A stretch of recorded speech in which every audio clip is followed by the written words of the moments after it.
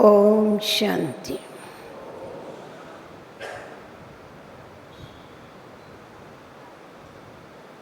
लौकिक जीवन में भी माता पिता की आज्ञाकारी बच्चों के ऊपर विशेष कृपा रहती, दुआ रहती। तो इस पारलौकिक अलौकिक जीवन में भी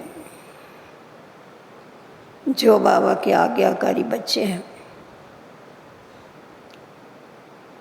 बाबा की भी उन आज्ञाकारी बच्चों के ऊपर सदैव नज़र रहती।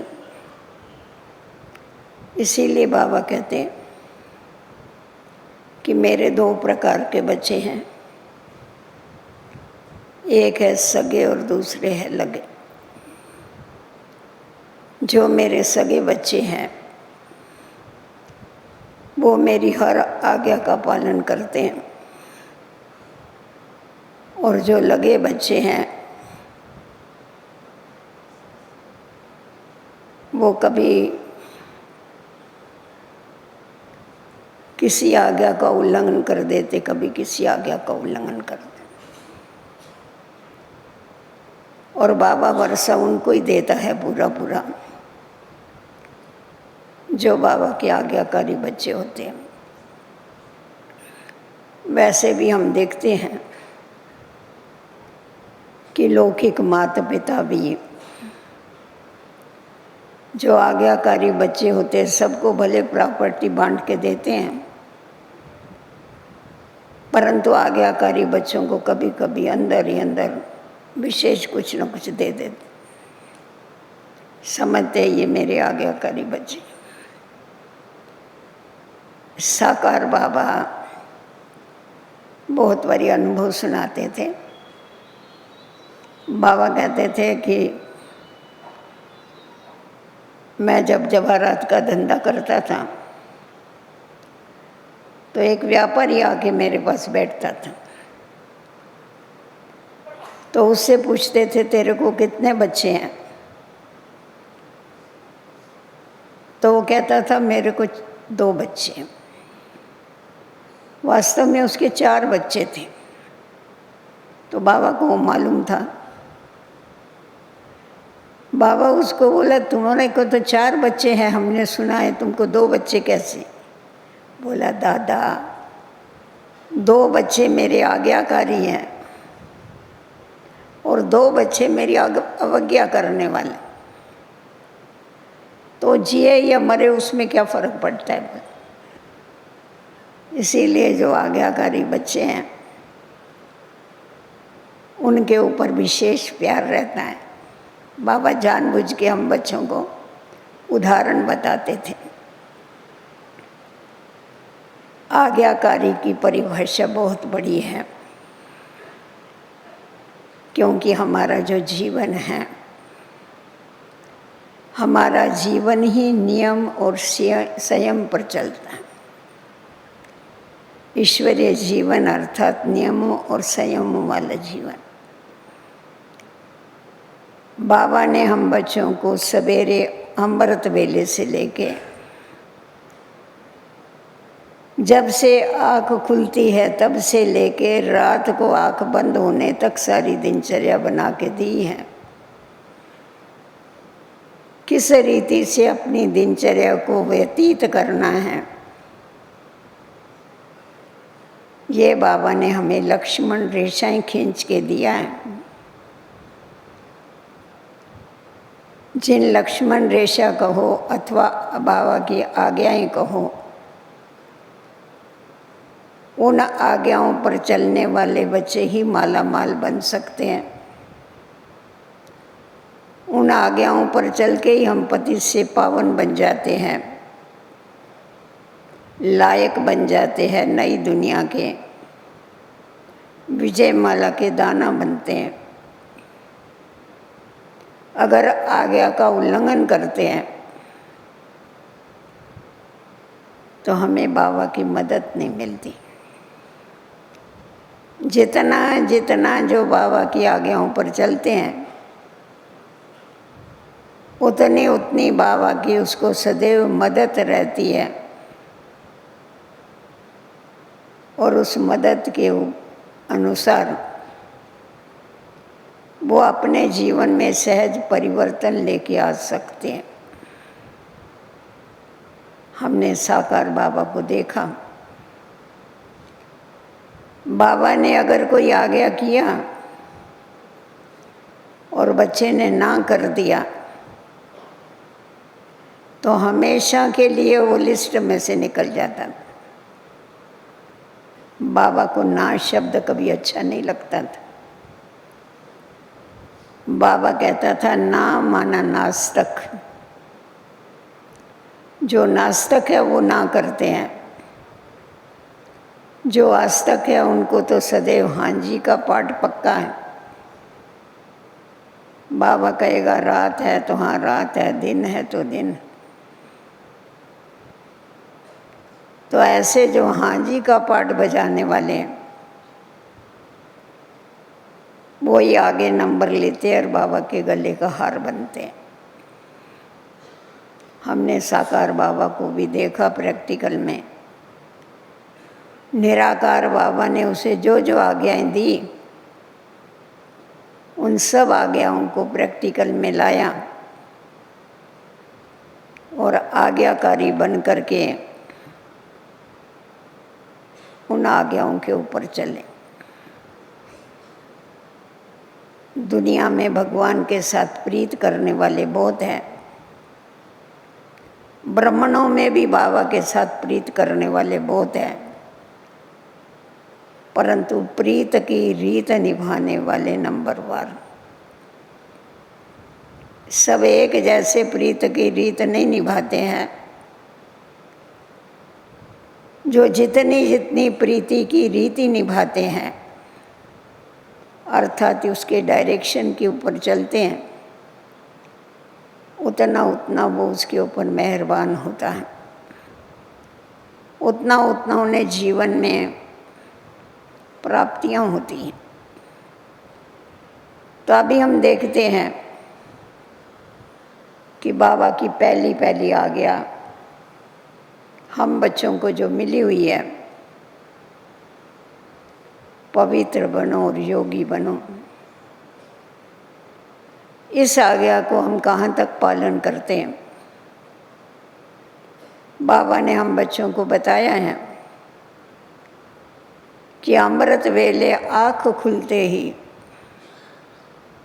बाबा के साथ गुड मॉर्निंग करो। अगर आपने अमृत वेले बाबा के साथ गुड मॉर्निंग किया तो आपका आफ्टरनून भी गुड हो जाएगा, डे भी गुड हो जाएगा, इवनिंग भी गुड हो जाएगी और नाइट भी गुड हो जाएगी। क्योंकि हम भारत वाले इस बात को अच्छी तरह से मानते हैं, कभी किसी का दिन अच्छा नहीं जाता है तो हम कहते हैं पता नहीं आज किसका मुंह देखा। अगर ऐसे वैसे व्यक्ति का मुंह देख लेते हैं तो दिन सारा खराब जाता है।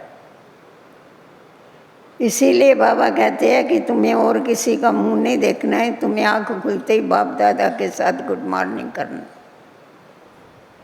बाप दादा अच्छे से अच्छा है तो तुम्हारा सब कुछ अच्छे से अच्छा ही हो। और ये बुद्धि में रखना है। जब आँख खुलती है तो एक छोटी सी बात अगर हम अपनी बुद्धि में रख लेते हैं कि हम अभी अभी बाबा के साथ वतन से इस तन में पधारे हैं धर्म स्थापनार्थ। जैसा बाबा वतन से पधारा है वैसे हम भी अपने वतन से पधारे हैं। जब ये बात याद रहती है तो सारा दिन वतन में आना और जाना बहुत इजी हो जाता है। 5000 बरस हो गए हमको नीचे उतर के तो जाने में डिफ़िकल्टी लगती है, पर अभी अभी आए हैं तो अभी अभी जाने में कहाँ डिफ़िकल्टी लगे। और किस अर्थ आए हम? धर्म स्थापनार्थ। अगर इतना हमको याद रहा कि हम धर्म स्थापनार्थ आए हैं, हमारे से कोई अधर्म का काम नहीं हो सकता, हमारे से कोई विकर्म नहीं हो सकता है, हमारे से पुण्य कर्म ही होगा, क्योंकि हम धर्म स्थापक हैं।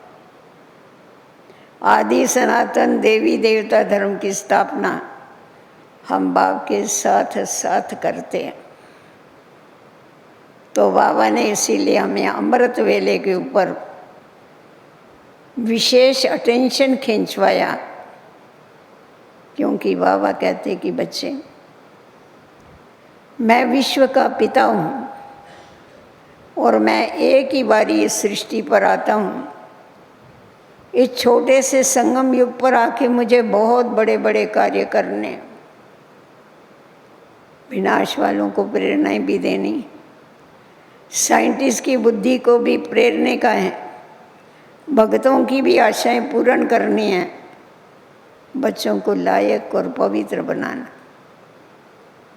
आज कोई प्रेसिडेंट है या प्राइम मिनिस्टर है, बहुत बिजी होगा, परंतु वो विशेष अपने बच्चों के लिए समय जरूर निकालता। वो अपने बच्चों का प्राइम मिनिस्टर या प्रेसिडेंट नहीं होता है, जनता का होता। इसीलिए वो खास अपनी फैमिली के लिए ज़रूर समय निकालेगा। तो बाबा भी कहता है ये जो अमृत वेले का समय है, ये खास मैंने बच्चों के लिए रिजर्व करके रखा। आप अमृत वेले उठ करके, जिसको ब्रह्म मुहूर्त कहते हैं, उस समय ब्रह्मलोक में जाना बहुत इजी रहता है, क्योंकि चारों तरफ शांति शांति होती। आप मेरे साथ आकर के रुधियान कर सकते हैं।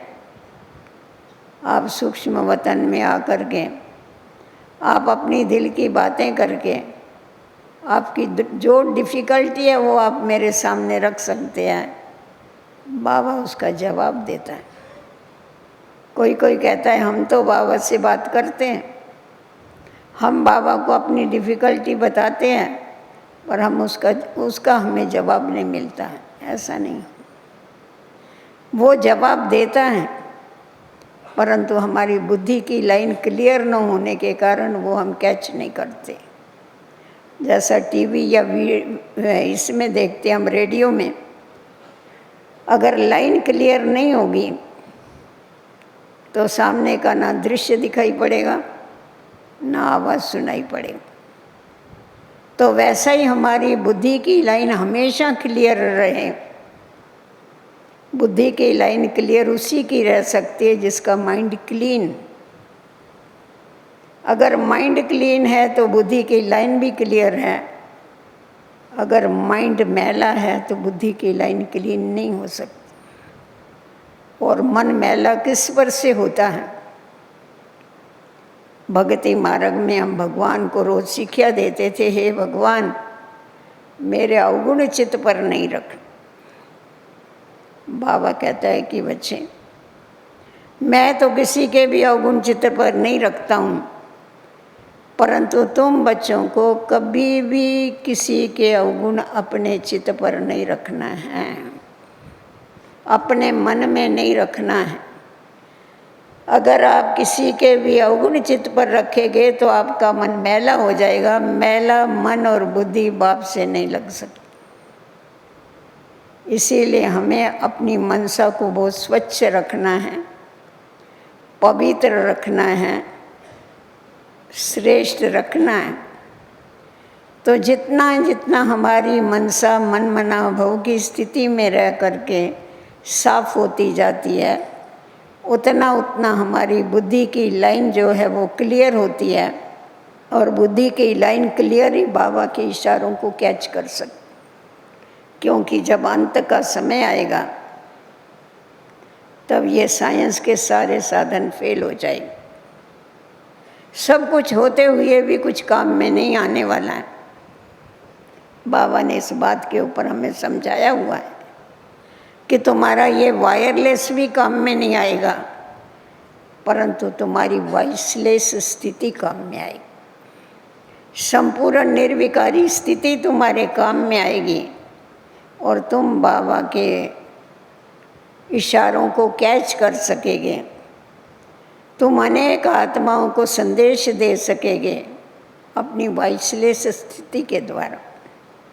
तो उसके लिए हमारे को अपने मन को सदैव स्वच्छ रखना है। जिस दिन हमारा ईश्वरीय जन्म हुआ उसी दिन हम ब्राह्मणों को बाबा ने तीसरा नेत्र, ये बर्थडे की गिफ्ट दिया, सिविला है। तीसरा नेत्र हमें मिला। हम ब्राह्मण त्रिनेत्री है, देवताएं भी त्रिनेत्री नहीं है, या कलयुगी मनुष्य भी त्रिनेत्री नहीं। हम त्रिनेत्री क्यों है? क्योंकि बाप के द्वारा हम ब्राह्मणों को गिफ्ट मिली हुई। तो जब तीसरे नेत्र की हमारे को गिफ्ट मिली है तो हमारे को ये ध्यान में रखना है कि ये जो तीसरा नेत्र है, इस नेत्र में कभी भी कोई कचरा नहीं पड़े। आप सबको अनुभव है, अगर इन आँखों के अंदर छोटी सी भी कोई गंदगी चली जाती है, कोई जरा सा इतना सा पत्ता भी चला जाएगा, कितने बेजार हो जाते हैं। आँखें मलते रहेंगे, कुछ दिखाई नहीं पड़ेगा, बेचैन हो जाएंगे। तो वैसा ही जो तीसरा नेत्र है उसको संभालने की बहुत आवश्यकता है। अगर उसके अंदर कोई परदर्शन या परचिंतन की गंदगी पड़ जाती है तो हमारी नज़र कम हो जाती, बेजार हो जाते हैं, सारा समय हमारा उसमें बर्बाद हो जाता है। बाबा की हमें आज्ञा है कि तुम्हें अपने समय को आबाद करना है, अपने संकल्पों को श्रेष्ठ बनाना है, अपनी जो बुद्धि है उसको एकदम क्लीन रखना है। क्योंकि अंत के समय जब ये सब साधन खलास हो जाएंगे तो कौन सी सेवा चलेगी? ना वाणी की सेवा चलेगी, ना टीवी की सेवा चलेगी, ना स्थूल सेवा चलेगी। उस समय मनसा की सेवा ही काम करेगी। परंतु मन तक संकल्प कब पहुंच सकता है? जब सच्चाई और सफाई हो। तो जितने हम बाबा के साथ सच्चे हैं, जितना हमारा मन साफ है, स्वच्छ है, उतना हम अनेक आत्माओं को बाप का संदेश दे सकते। घर बैठे, जाने की भी ज़रूरत नहीं है, घर बैठे बाबा का संदेश दे सकते हैं। बाबा कहता है जो आदि है वही अंत होगी। आपने सुना होगा जब यज्ञ की आदि थी, जब शिव बाबा की प्रवेशता हुई थी, उस समय कौन थे संदेश देने वाले? आप पूछेंगे, पुराने लोग तो अभी नहीं रहे। हमारे सामने एक ही बस उदाहरण दादी रही, रतन मोहिनी दादी, बाकी तो सब चले। इनमें से कितने लोगों को घर बैठे संदेश मिला? कौन गया संदेश देने को? घर बैठे साक्षात्कार हुआ, आवाज़ आया, मैं फलानी जगह पर आई हूँ, एड्रेस मिला। साकार बाबा की वो पावरफुल स्थिति, वो पावरफुल मनसा अनेक बिछड़ी हुई आत्माओं को परमात्मा बाप से मिला दी। अगर बाबा इतना कर सकता है तो हम इतने ब्रह्मा कुमार कुमारियाँ क्या नहीं कर सकते? इसीलिए हमें बाबा ने सच्चाई और सफाई की आज्ञा दी हुई है कि सदैव बाबा के साथ सच्चे रहो, साफ दिल रहो और अपनी बुद्धि को बाबा के साथ लगा करके रखो। अगर हम बाबा की पहली आज्ञा का ही उल्लंघन कर देते हैं, अमृत वेले को मिस करते हैं, अलवेले बन जाते हैं, तो उसको आज्ञाकारी कैसा कह सकते? हर एक कोई अपना अपना अमृत वेला लगा के बैठा हुआ है। कोई 2 बजे उठ रहे, कोई 3 बजे उठ रहे, कोई 5 बजे उठ रहे हैं। अमृत वेले याद किया, हाँ किया, जब ये आँख खुली तभी अमृत वेला, वो अमृत वेला नहीं होता। लास्ट में जब बाबा अव्यक्त बनने वाले थे, बाबा ने सवेरे ये 4 से 4:45 की ड्रिल चालू कराई थी। खुद आके बैठता था सामने और बच्चों को ड्रिल कराता। तो बाबा ने जो समय हमको मुकर्रर करके दिया हुआ है, उस समय अगर हम करते हैं, दूसरा तो बहुत अच्छा है जल्दी उठ करके करते हैं तो, परंतु उस समय अगर हम करते हैं तो चारों तरफ ब्राह्मण उस समय तपस्या करते हैं, वातावरण इतना पावरफुल होता है, जो बाबा की याद क्या होती है, सहज टिक जाती। परंतु नहीं तो नेमीनाथ बन के बैठ जाते हैं और निंद्रा देवी अपना क्या करती हैं, उसके ऊपर अपना हक जमा लेती। क्योंकि नींद भी योग है, और योग भी, नींद जो है वो भी क्या है, वो भी शांति है, और योग भी शांति है। तो समझते ही नहीं है कि नींद में है या योग में, पता ही नहीं पड़ता है। इसीलिए देखो बाबा ने हमें आज्ञा दी हुई है, जब तुम अमृत वेले उठते हो तो कभी भी उस जिस पर सारी रात तुम सोए उस स्थान पर कभी भी बैठ के योग नहीं लगा। अगर उसी गद्दी के ऊपर बैठ करके हम योग में अगर बैठते हैं तो सारी रात के जो नींद के वाइब्रेशन है ना, वो खींच लेंगे। बाबा से गुड मॉर्निंग तो करते, पर कभी गुड नाइट हो जाता है, पता ही नहीं पड़ता। इसीलिए वहाँ से उठ करके, ज़्यादा बड़ा स्थान नहीं है तो कोई बात नहीं, आप कुर्सी के ऊपर बैठ जाओ, मुंह हाथ धुलाई करके बैठो। हम मनमोहिनी दीदी को देखते थे, दीदी की इतनी बड़ी आयु थी, परंतु क्या लगन थी दीदी। सवेरे दीदी 3 बजे उठ करके स्नान करती थी, स्नान करके पीछे बाबा की याद में बैठती। हम कहते थे दीदी इतना जल्दी, बाद में तो करती थी पर 3 बजे उठ के जरूर करते, आप इतना जल्दी क्यों स्नान करते? बोला झुटका नहीं आवे इसीलिए स्नान कर, इतनी खबरदारी लेते। तो इसीलिए हमारे को बाबा की जो आज्ञाएं हैं उनको पूरा पूरा, जैसा बाबा आज्ञा करता है वैसा ही हमको उसको फॉलो करना है। सारा दिन हमारी लिंक बनी रहे बाबा के साथ, इसीलिए बीच बीच में ये रिकॉर्ड बजते हैं। यहाँ तो 1-1 घंटे के बाद रिकॉर्ड बजते। तो इससे क्या होता है, अगर इधर उधर के कहाँ के संकल्प आते हैं तो वो स्टॉप हो जाता। बाबा ने हमें आज्ञा दी हुई है, तुम्हें व्यर्थ संकल्प नहीं चलाने हैं। तो हमें ये चेक करना है कि व्यर्थ संकल्पों में हमारा कितना समय वेस्ट होता। और एक बारी अगर टेव पड़ जाती है व्यर्थ संकल्प उठाने की, फिर आप उसको कंट्रोल नहीं कर सकते। शुरू शुरू में आप लोगों को मालूम होगा, जब बाबा अव्यक्त हुए उस समय बाबा शाम को 6 बजे आते थे और दूसरे दिन 6 बजे सवेरे जाते। 12 घंटा बाबा बैठता था, 12 घंटा एक टिक। हम तो 10 बारी टांगे हिलाते हैं, वो तो ऐसे ही बैठा रहता। और एक एक बच्चे से बात करते थे बाबा, क्योंकि ये उनको पक्का कराते थे। ये बहुत बड़ी परीक्षा थी, साकार का अव्यक्त होना बहुत बड़ी परीक्षा। तो उस परीक्षा में बच्चे पास हो जावे, पक्के निश्चय बुद्धि रहे, उसके लिए बाबा मेहनत करते हैं। तो एक बार ऐसा ही मैंने बाबा से बात, बाबा की बहुत मुरलियाँ चली थी व्यर्थ संकल्पों के ऊपर। तो मैंने बाबा को कहा, बाबा कभी ऐसे फालतू संकल्प चल जाते, विकल्प नहीं परंतु फालतू संकल्प चल जाते हैं। तो बाबा ने मेरे को बड़े जोर से दृष्टि दिया। बाबा ने कहा, बच्ची, बाबा ने तुम्हें विश्व कल्याण के लिए निमित्त रखा, तो वो तुम्हारा काम पूरा हो गया,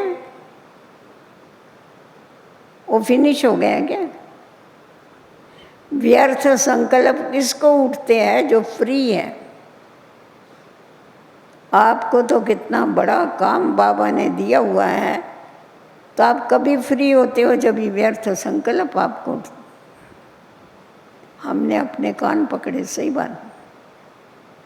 जब इतना बड़ा बाबा ने कारोबार दिया है, हमारे को मनसा वाचा कर्मणा सेवा करनी है, तो हमारी मनसा में व्यर्थ संकल्प कैसे आ सकते, उसको स्टॉप क्यों नहीं करते हम?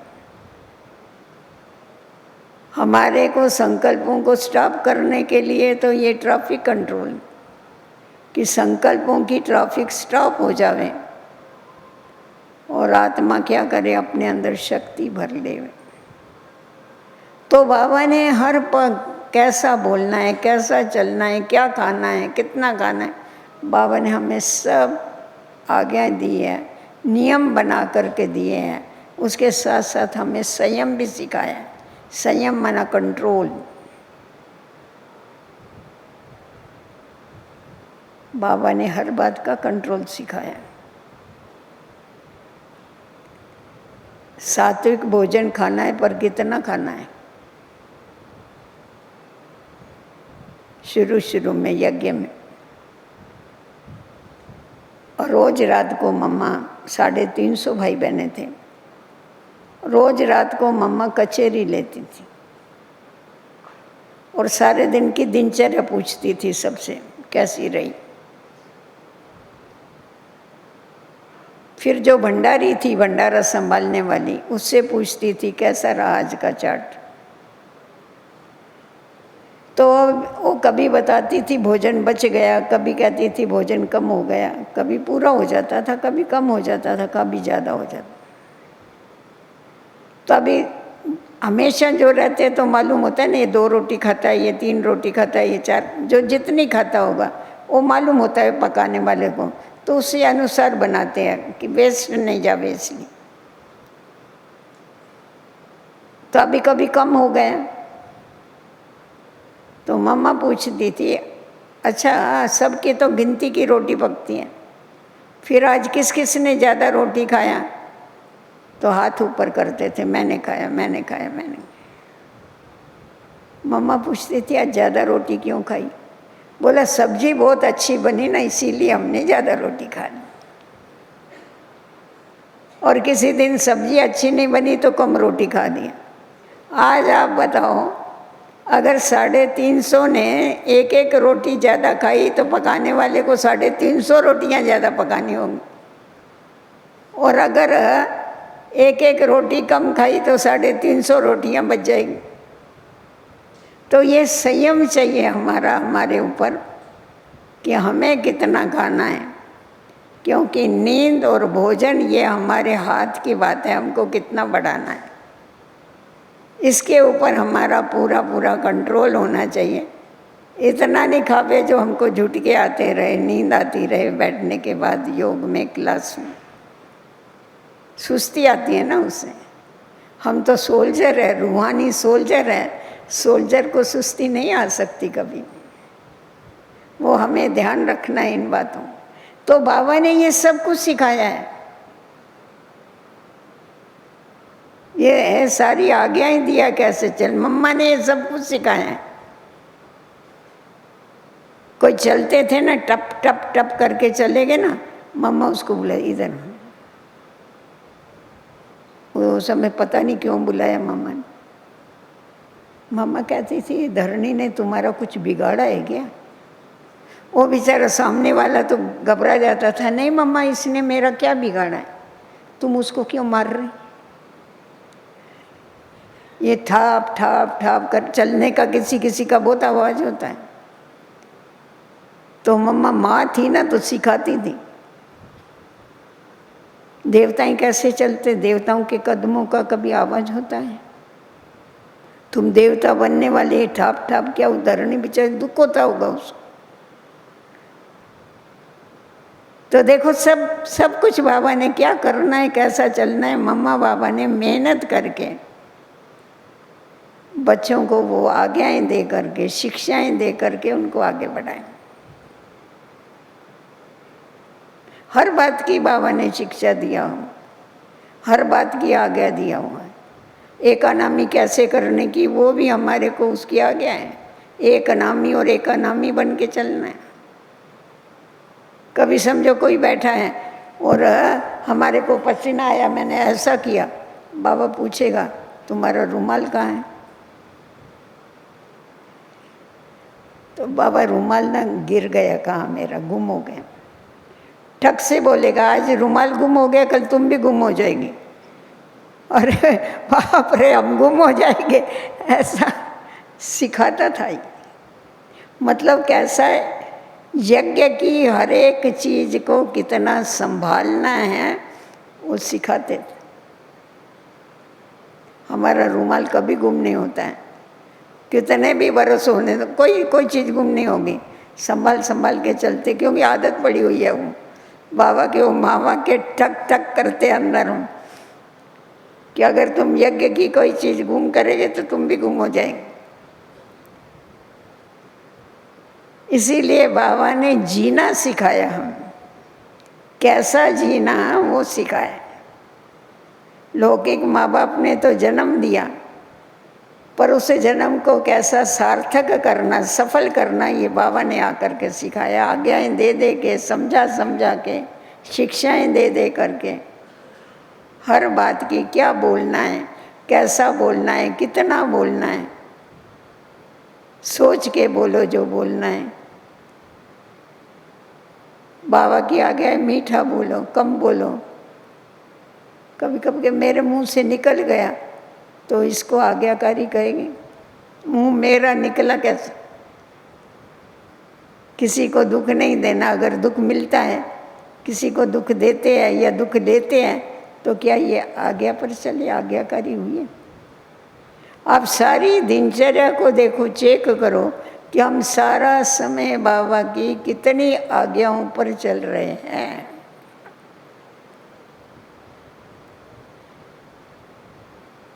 हर कर्मों के ऊपर अटेंशन देने की आवश्यकता। ये सब कुछ बाबा ने साकार, बाबा ने खुद करके बताया। कैसा जीना ये करके बताया, जीवन को कैसा सफल करना ये करके बताया हमारे।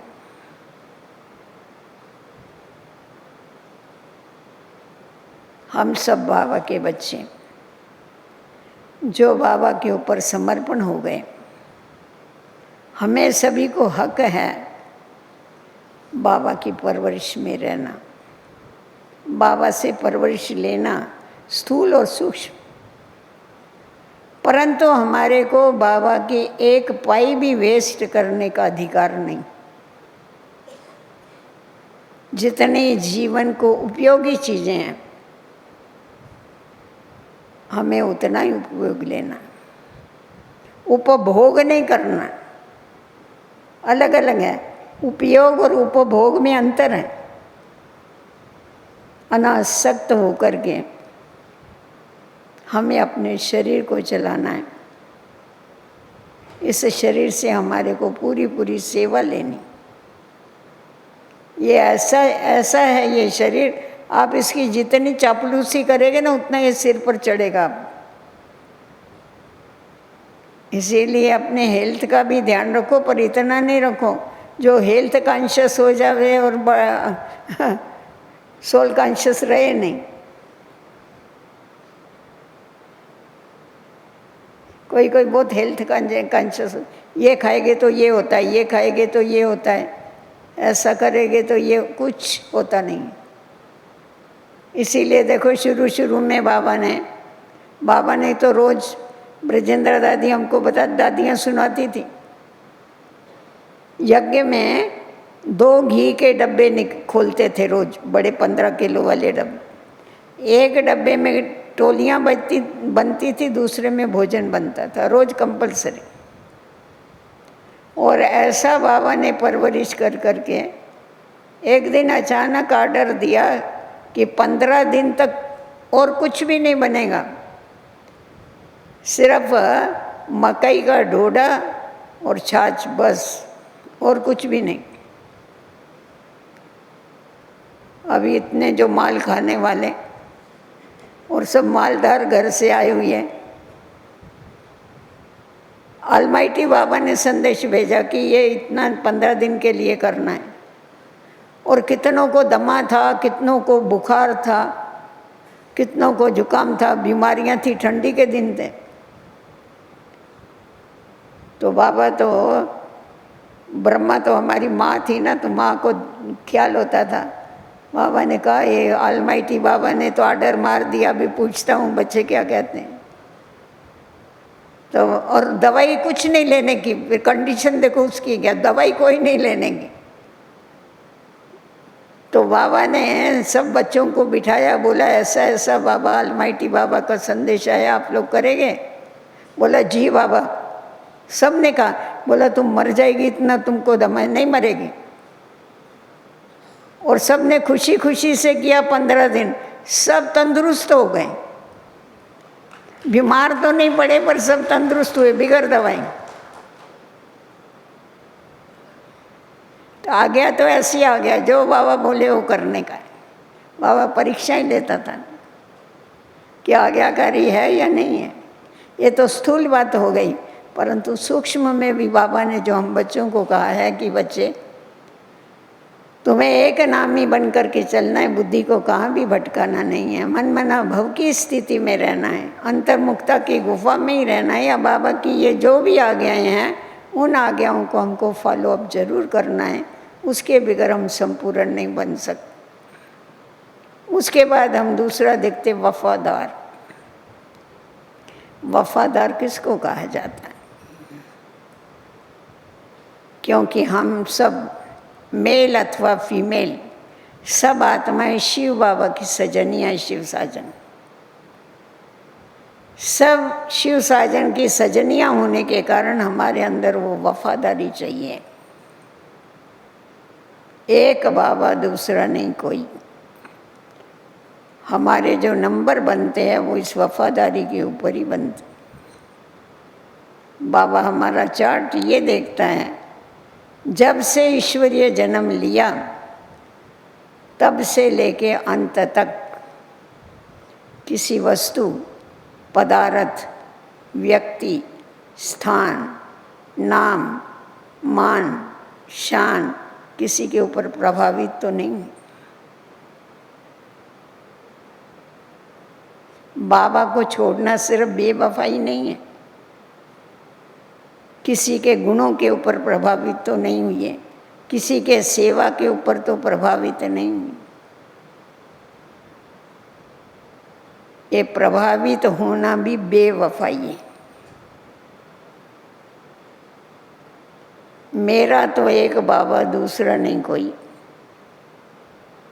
उसके बिगर मेरा कोई नहीं है। मेरे सर्व संबंध एक बाबा से हैं। मुझे किसी वस्तु, व्यक्ति, स्थान किसका आकर्षण तो नहीं। अगर आकर्षण है तो वो वफादारी नहीं। हमें एक के ही आकर्षण में रहना है, एक के ही प्रभाव में रहना है, उसका ही प्रभाव मेरे ऊपर सदैव रहे, उसकी छत्र छाया रहे। बड़ी सूक्ष्म बात है। खुद को हर एक चेक करें कि क्या है, बाबा जो बोलता है वो क्या है। ऐसी वफादारी हम उसके साथ निभाते हैं। आराम से बाबा को कहते, बाबा क्या करें, हम भूल जाते हैं। अरे लौकिक में कोई औरत अपने पति को बोले ना मैं तेरे को भूल जाती हूँ, तो गेट आउट कर देगा उसको, बोलेगा भाग, जिसको याद करती हो उधर जा, इधर क्या बात। और इधर बड़े मज़े से कहते बाबा हम आपको भूल जाते हैं। ऐसा कैसा भूलते हैं? जो सदा सुख देने वाला, विश्व की बादशाही देने वाला, उसको हम भूल सकते? उसकी याद हमारे रग रग में होनी चाहिए। उसने जो हमारे ऊपर इतने उपकार किए हुए हैं, वो उपकार हम भूल नहीं सकते। पूछे गए पुरुषार्थ कैसा है? अच्छा है, पर जितना चाहिए उतना नहीं है। चाहिए शब्द जहाँ पर आया वहाँ सदा काल की संतुष्टता नहीं। चाहिए माना कमी है। बाबा जितना बोलता है उतना नहीं कर सकते। अरे हम नहीं करेंगे तो कोई और आने वाले हैं क्या करने को? हम ही तो करेंगे। अब भी नहीं करेंगे तो कभी करेंगे? कभी करेंगे, अभी नहीं करेंगे। अभी करना होगा ना। हमारा सब कुछ ईश्वरीय कार्य में लग रहा है। हम दूसरों को कहते हैं, संगम का महत्व सुनाते हैं, संगम ये कितना श्रेष्ठ युग है, उस श्रेष्ठता का हम कितना फायदा ले रहे हैं। हमारा श्वास, हमारे संकल्प, हमारा बोल, हमारे कर्म किस तरफ जा रहे हैं। ये वक्त जा रहा है, वक्त को कोई पकड़ नहीं सकता। आँख खुलते ही मेरे को कौन याद आता है, ये देखना चाहिए। सचमुच बाबा मेरे सामने खड़ा होता है या और भी कोई खड़ा होता? अगर एक के साथ हमारी अटैचमेंट है तो वो ही हमारे सामने खड़ा रहेगा, और कोई भी याद नहीं आएगा, कभी भी याद नहीं आएगा। हम बाबा के वफादार बच्चे हैं, हम परमात्म व्रत हैं। दुनिया में पतिव्रता होते हैं, ये पतियों का भी पति है। पतिव्रता नारी एक के बिगर और किसी को देखती नहीं और किसी को याद नहीं करती। हम तो परमात्म व्रता हैं। तो हमारे को कोई पुरानी यादें अपनी तरफ खींचती तो नहीं। जब हम उसके बन गए, उसके बिगर बाबा ही हमारा संसार है। सचमुच बाबा ही संसार है या और भी कोई संसार में? मेरे संसार में और कोई नहीं होना चाहिए सिवाय एक बाबा। हमारे कितने अच्छे अच्छे गीत हैं, दिल कहे बाबा तुझे देखता रहूं। सचमुच देखता रहूं या औरों को देखते?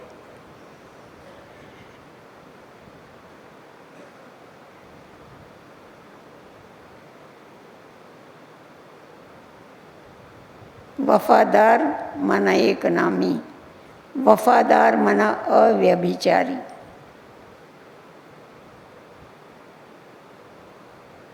अगर एक के बिगर दूसरे के तरफ बुद्धि गई, चाहे भाई चाहे बहन, किसी के तरफ भी बुद्धि गई तो उसको अव्यभिचारी याद नहीं माना जाता। अतीन्द्र सुख का वही अनुभव कर सकता है जो एक नामी है।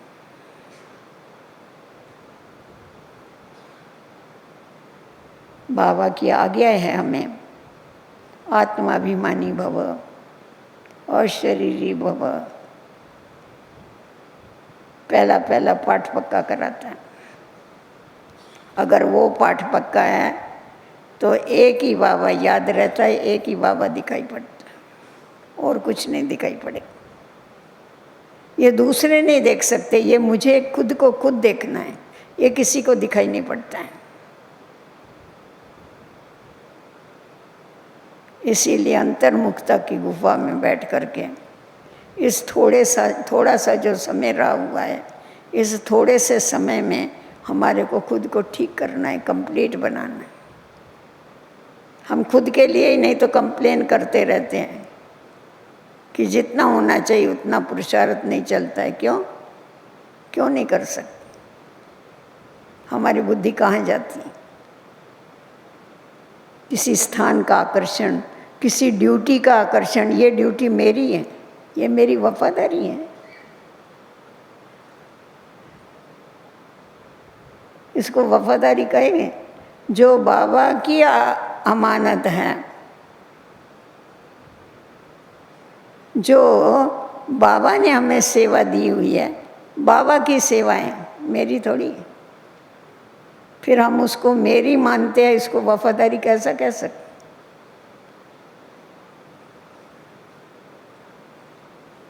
कोई होते हैं ना, उनका उस सेवा के साथ अति अटैचमेंट होता है।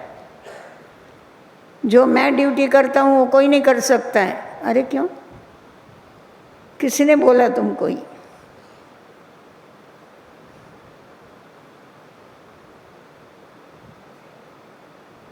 विश्व किशोर दादा था। पहले तो रमेश भाई, जगदीश भाई, ये तो सब पीछे जाए, निर्वैर भाई। ब्रिजमोहन भाई ये सब पीछे से आए। पहले तो एक ही विश्व किशोर दादा था ना। जैसा मम्मा बाबा की राइट हैंड थी वैसा विश्व किशोर दादा राइट हैंड। सारा ऑफिशियल कारोबार जो था वो विश्व किशोर दादा संभाल। वो लौकिक में दादा का भाई का लड़का था, बड़े भाई का लड़का। उसके पिता ने शरीर छोड़ दिया था, बाबा ने उसको छोटे से बड़ा किया था, उसकी शादी भी कराई, उसको दुकान भी खोल के दिया।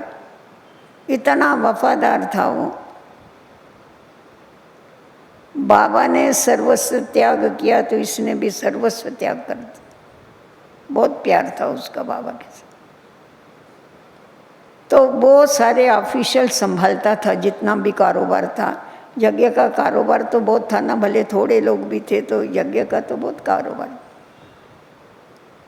फिर क्या हो गया उसको किडनी में पत्थर हो गया, पथरी। अभी तो बहुत कॉमन हो गया वो। उस जमाने में वो बहुत बड़ी बीमारी मानी जाती थी क्योंकि इतनी साइंस के साधन नहीं। तो उसको ऑपरेशन कराना था। डॉक्टर ने कहा ऑपरेशन के बगैर ठीक नहीं होगा ही। उसने कहा ठीक है मैं ऑपरेशन कराऊंगा, पर थोड़े समय के बाद। बहुत तकलीफ थी उसको, सारी सारी रात जागता था, बहुत तकलीफ।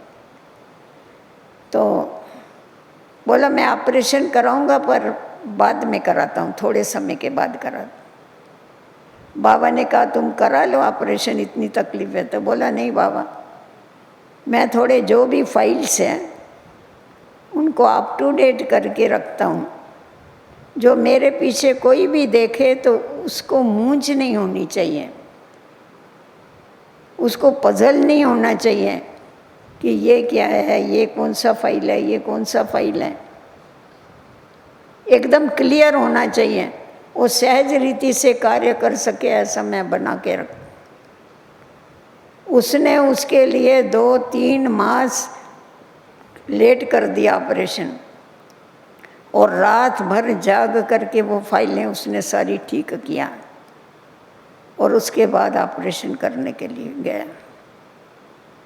वो बोलता था मैं ऑपरेशन कराऊंगा, वापस नहीं आऊँगा, और हुआ भी ऐसा ही, नहीं आया वापस। मुझे अच्छी तरह से याद है उसका हरकिशन दास, बॉम्बे में हरकिशन दास में ऑपरेशन हुआ था। तो ब्रिजेंद्र दादी के साथ हम उसको मिलने गए थे दूसरे दिन। अच्छा था, ऑपरेशन अच्छा हो गया, सब कुछ अच्छा था। फिर तीसरे दिन अचानक उसकी तबीयत बिगड़ गई और उसने शरीर छोड़। आप हिस्ट्री हॉल में देखेंगे ना, वहाँ पर बाबा के साथ रमेश भाई एक तरफ खड़ा है, एक तरफ विश्वरतन भाऊ खड़ा है।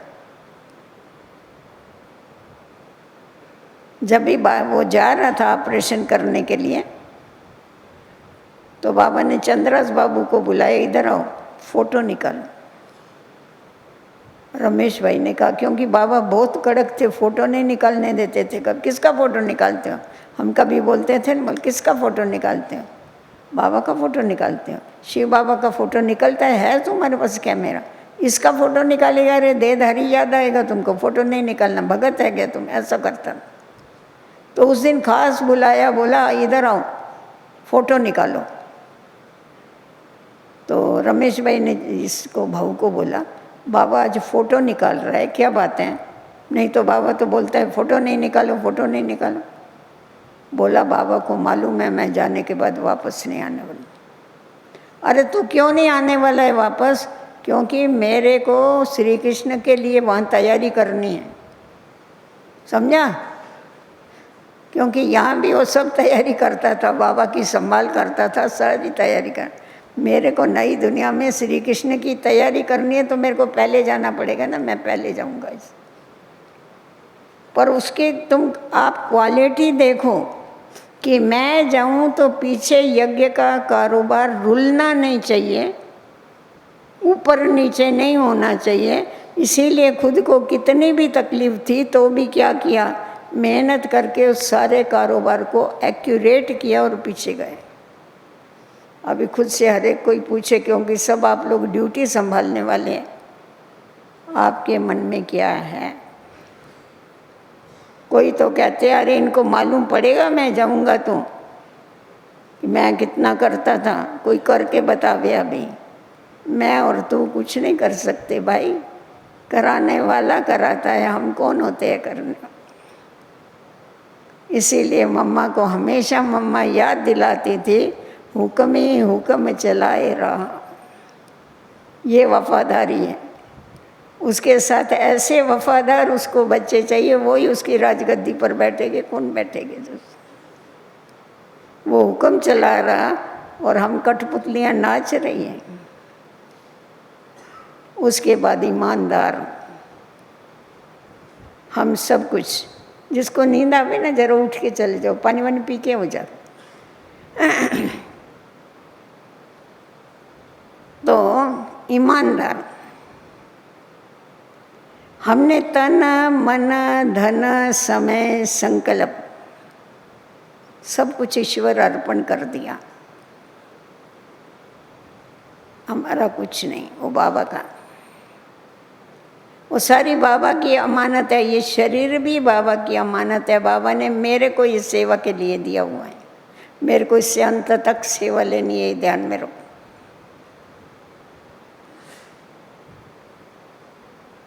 जब ये बाबा की अमानत है तो सचमुच हम अमानत समझ करके चलते हैं।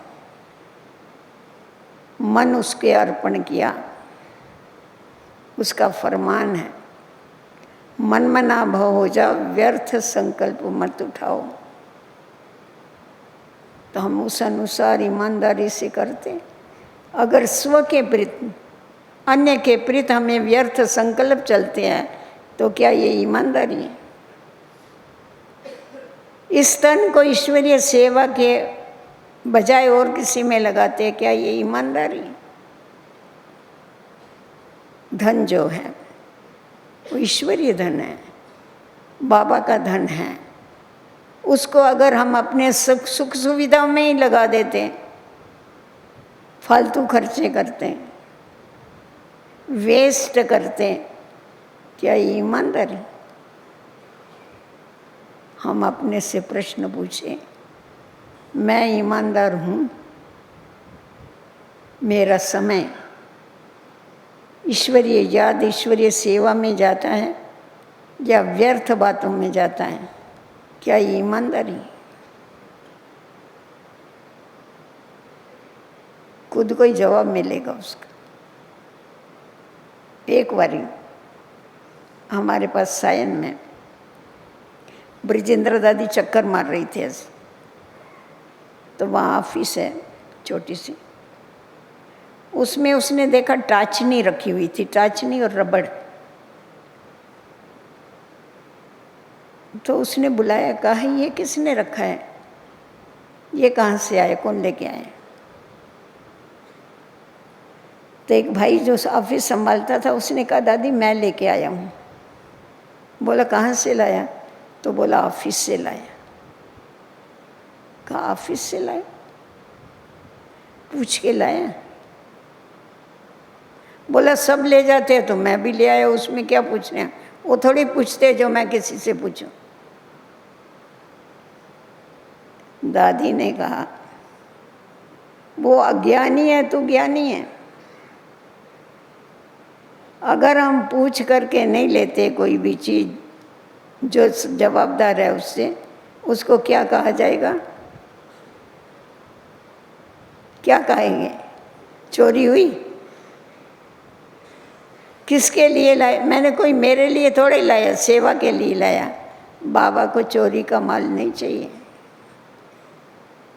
समझा? बाबा को चोरी का माल नहीं चाहिए। अभी बीच में भी बाबा की मुरली में आया था ना, कोई कोई बच्चे कहते बाबा हमको लॉटरी लगे ना, हम फिर आपकी बहुत सेवा करेंगे। बाबा ने कहा मेरे को तुम्हारी लॉटरी फटरी नहीं चाहिए, मेरे को तो तुम्हारा खुद के मेहनत की पाई चाहिए, एक एक पाई। फुड़ी फुड़ी तलाव हो जाए। दादी ने दूसरे दिन उस भाई को वापस वो रखने को लगाया वहाँ ऑफिस में, लेके जाओ। ये है ईमानदारी। अभी खुद चेक करो है, देखो ये अपने को, हम इतने ईमानदार हैं।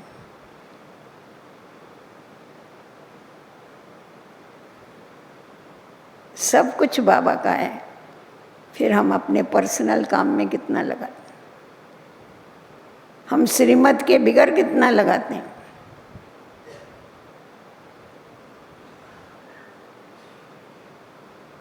ये तो अमानत में खयानत डालने जैसा हो गया। बाबा ने कहा ये तन मैंने तुमको दिया है सेवा करने के लिए, और हम सेवा छोड़ के आराम ही करते रहे अगर, तो ये क्या है। कोई कोई बहुत अच्छे होते, बड़े मीठे होते हैं, कहते हमने बहुत सेवा कर लिया, अभी दूसरे को करने दो ना, बहुत कर लिया हमने सेवा। अरे तुमको सर्टिफिकेट किसने दिया? खुद को खुद सर्टिफिकेट, बहुत कर लिया सेवा। नहीं, जब तक जीना है तब तक करना, अंत तक करना है। वो सारा पुण्य का खाता हमारे साथ चलने वाला है। तो इसीलिए हमें बाबा का आज्ञाकारी बन के चलना है, वफादारी निभानी है उसके साथ, उसके बगैर किसी को भी नहीं देखना है। ना किसी की अच्छाई देखो, ना किसी की बुराई देखो, आगे बढ़ते जाओ। और ईमानदार बन कर के उसको जो अर्पण कर दिया है उसको कभी भी अपने पर्सनल बातों में नहीं लगाना, काम में नहीं लगाना, सेवा में लगाओ। साकार बाबा का मैंने आपको बताया था ना, बाबा समर्पण करने के बाद पैसे को हाथ तक नहीं लगाए। ब्रिजेंद्रा दादी थी ना, वो कभी कभी बाबा के साथ ऐसी हंसी मजाक करती थी। तो आप लोगों को याद होगा किसी को, वो होल वाला तांबे का पैसा निकला था। किस किस ने देखा वो तांबे का होल वाला पैसा? देखा है काफ़ी। तो इसने क्या किया, बाबा को बोला बाबा हाथ सामने करो। बाबा ने हाथ सामने, इसने बाबा के हाथ पर पैसा रख दिया होल वाला। बाबा ने ऐसा बोला क्या ये स्टो के वाइशर काय को लेके आई है? तो हंसने लगे, बोला ये स्टो की वाइशल नहीं है बाबा, गवर्नमेंट ने ये पैसा निकाला है। बाबा एकदम गंभीर हो गया। बाबा ने कहा ये पैसा है? अरे बाबा ने हमको कहा हीरे जवाहरातों के महलों का मालिक बनाया, इतना भारत कंगाल हो गया, उसके पास इतना भी तांबा नहीं है जो पूरा पैसा बनावे, उसमें भी होल कर दिया। बोल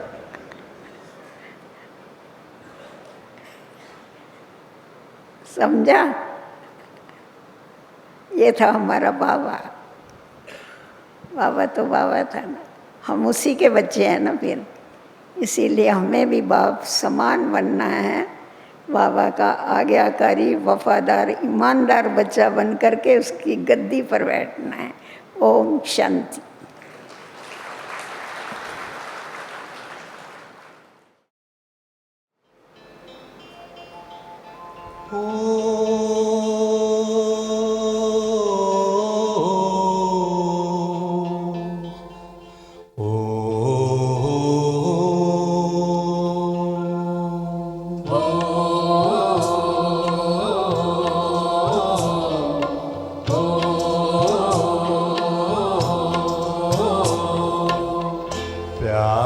बाबा तेरी राहों पर चला करे, हम चला करे, सद्गुण से हम संवार जीवन हो,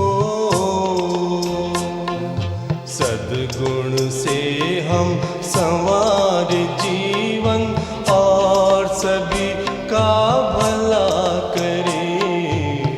प्यारे बाबा तेरी